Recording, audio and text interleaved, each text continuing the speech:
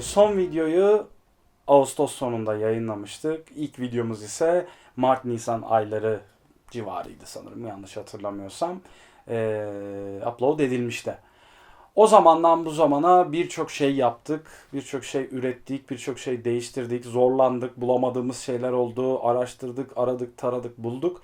Ama en sonunda bitti ve bu videoda da kostümün bitmiş halini sizlere aktarmaya, neler yaptığımızı anlatmaya çalışacağız. Zaten daha önceki videolarımızda neler yaptığımızı sizlere anlatmaya çalışmıştık. Ama ben yine de bu videoları izlemeyenler için genel bir özet geçeyim. Mandalorian dizisi yayınlandıktan hemen sonra ben kostümü ciddi olarak yapmaya karar verdim. Aslında kostümü ilk promo fotoğrafları yayınlandığı zaman ben bunu yapacağım ya falan diye düşünüyordum. Fakat açıkçası hani bu kadar ciddi olacağı aklıma gelmiyordu. Dizi yayınlandı, herkes çok beğendi, biz de dahil olmak üzere ve kararımızı hayata geçirmeye başladık. Öncelikle sevgili ortağım Orhun kaskı modellemekle başladı. Benim bulduğum referanslar, yönlendirmelerim sayesinde güzel bir operasyon geçirdik ve kaskı modellemesini tamamladık. Ardından Orhun'un makineleri benimkinden bir tık daha büyük olduğu için beni kırmadı ve kaskı benim için basıp yolladı. Ardından kaskı bu şekilde zımparalayıp boyayarak bitirmiş olduk. İlk aşama bu şekildeydi. Daha sonra kostümde bir ton parça var. Bunların hepsini çok kısa süre içerisinde tamamlamak istiyordum ve tek başıma yetişemeyeceğim şeylerdi. Orhun sağ olsun yine bazı parçalarda bir takım destekler attı. Omuzluğu benim için bastı.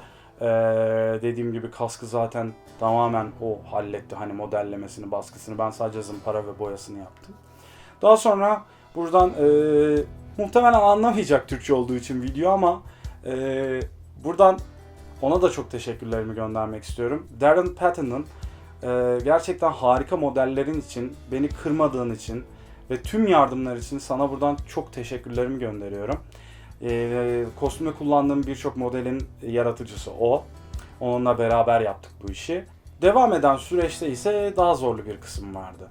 Malum 3D modellemede vücut ölçülerini tutturmak biraz güç olabiliyor. Niçin? Çünkü bastığınız modellerle ekranda gördüğünüz modeller arasında farklar oluşuyor. Yani ekrandaki gördükleriniz genelde real hayatta çok da tutmuyor.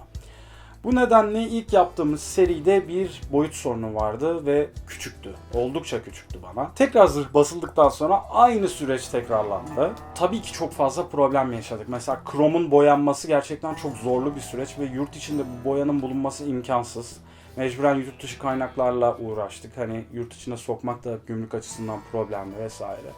Sorunsuz bir süre sonra halledebildik onunla neyse ki. Birkaç deneme yanılma sonucu. Diğer renkleri zaten ben daha önceki videolarda bahsettiğim gibi karışım olarak yaptım. Elektronikler için buradan sevgili dostum Tolga'ya çok teşekkürlerimi iletiyorum tekrardan. Daha sonrasında kumaş parçaların dikilmesi geldi. Hummalı bir dikiş terzihane tadında havalar. Evde uğraştık bayağı bir. Onun da sonucu gayet güzel oldu. Her şey tamamlandıktan sonra geriye tek bir sorun kalmıştı. O da pelerin. Evet, pelerinin kumaşı Türkiye'de bulamadım. Ama nasıl bulamadım? Pandemiden dolayı kumaşçıları çıkıp gezemedim. Açıkçası sorumsuzca bir hareket olurdu bu şekilde. Sırf bir kumaş için gezmek. Ne kadar önemli olursa olsun pandemi sürecinde böyle bir sorumsuzluk yapamazdım.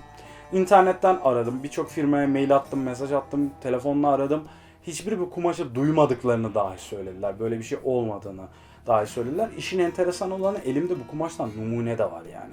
Çok alakasız bir yerden Sena bana hediye ettiği bir atkı aynı kumaşa sahipti pelerinle. Komik bir tesadüf değil mi? Evet. Ama atkının boyutu malum yani pelerin olacak gibi değil. Neyse sonunda şans eseri bu kumaşı bulduk. Ve ben bunu alelade bir şekilde hızlıca dikişine hazırladım. Zaten daha önce polar olan bir kumaşla dikişi denemesini yapmıştım. Ve paterni nasıl çıkaracağım, nasıl dikeceğimi biliyordum. Yarım saatte bunu da hallettim. Ve kostüm bitmiş oldu sonunda.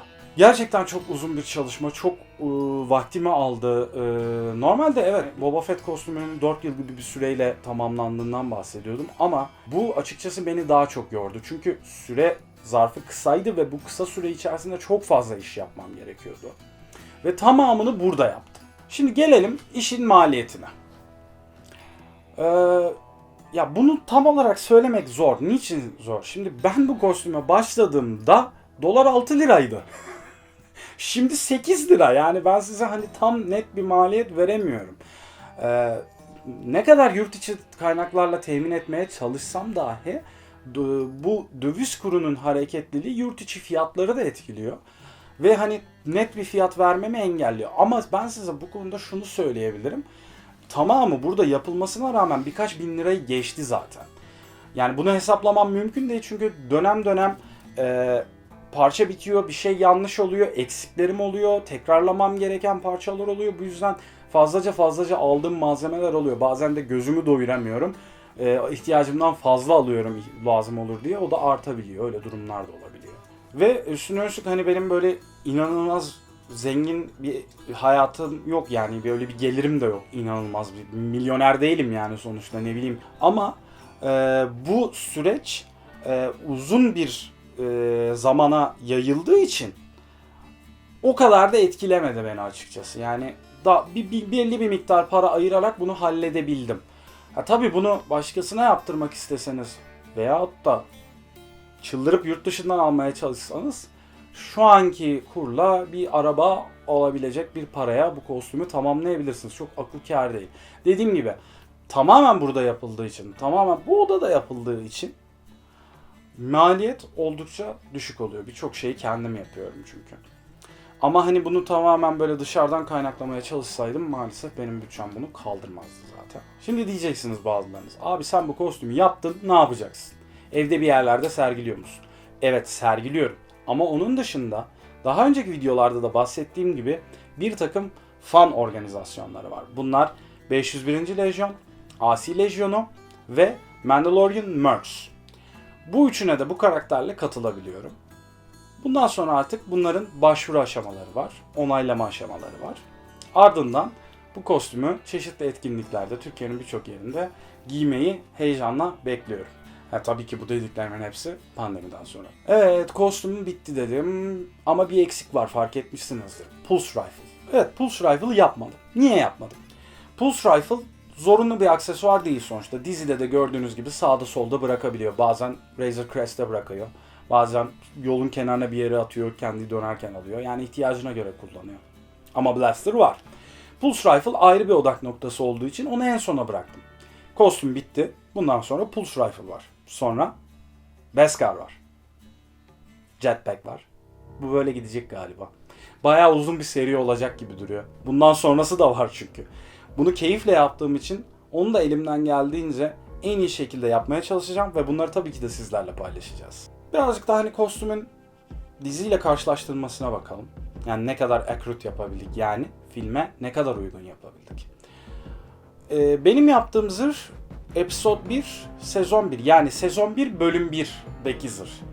Beskar omuzluğum var. O sezon 1 bölüm 2 olarak geçiyor. Onu da takabilirim. Ama ben bu sarı renkli omuzluğu daha çok sevdim. Niyeyse şeklinden dolayı herhalde. Beskar'a ben bir türlü alışamadım renginden dolayı.